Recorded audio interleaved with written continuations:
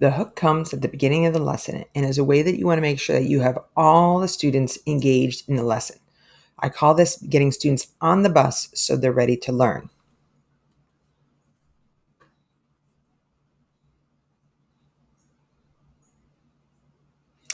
These are some images to just think about the importance of getting students on the bus. If you can imagine, the lesson is like the school bus driving away, and students are desperate to sort of catch up and want to be involved. So the hook is something that welcomes them into the lesson and says, you are part of it. Imagine the little girl banging on the door saying, I've got to get in, I've got to get in, trying to be part of the lesson. So you want to make sure that you're welcoming all students and say, this is the learning for you. Or you can imagine the student hanging off the side and saying, wait, am I really part of the lesson? So you want to make sure right from the first questions you ask that they're saying, yes, this is something that I can succeed in. This is something that's meant for me. It's not going over their head and there's something that they're not able to access. So the hook is not questions, who remembers what we did yesterday? That's going to really advantage anybody that has a great memory that can really recall all those details. So their hands will shoot up. Meanwhile, students that might struggle are immediately saying, I can't even get the first question right. What's the point? And it's not going over the agenda, reviewing the homeworks, or going through the procedural steps of a task. All of those will allow the teacher to sort of get organized and know what they're going to do, but it doesn't welcome the students into the lesson.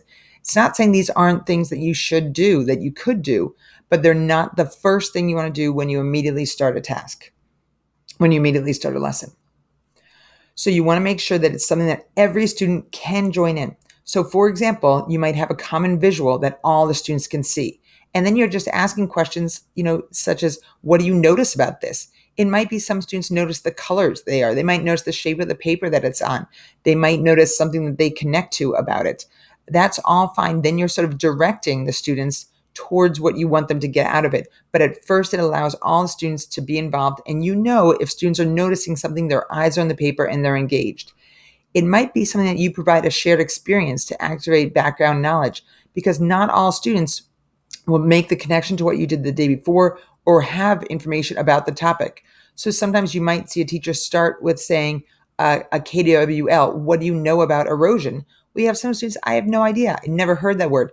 First, provide an experience to let them know. It could be some sort of visual, a video you might show, give them some questions. You're going to watch this video on it, and I want you to write down 2 things that you notice about the video. Then you're ready to dive into the content. The goal is that the hook should engage in the lesson content goal. So you want it to be questions around the goal of the lesson. So you can see here in the weaker example, both use this common visual of a favorite sport. But in the weaker, starting with just who likes to play sports, that's a general question you might get hands up. Or what is a bar chart is a little bit more specific. What important parts of reading a bar chart? That's getting a little too deep in the content. How many people like hockey? Those are all, questions you could ask, but let's try and make it even better. Again, showing that same visual and just saying, what do you notice? Get and say, I notice the bars are different heights. I notice that they're different colors. I notice that there's lines that are going across. Excellent. Now, what do you wonder? That's getting students to say, I wonder why there are bars there. I wonder what the bars represent. Why are they different heights? Okay, now we're ready to dive into the content and think about it. So you can see how the stronger example is getting closer to the content that it is that you want to focus on. So here are some examples below of a hook. So again, an anchor chart can just be a hook. So if you're doing a lesson on money and you can say, what do you notice about this table? Oh, I noticed these words. I noticed different colors. I noticed different numbers. Excellent. What do you wonder? I wonder how much those all add up together. Excellent. Let's start exploring that.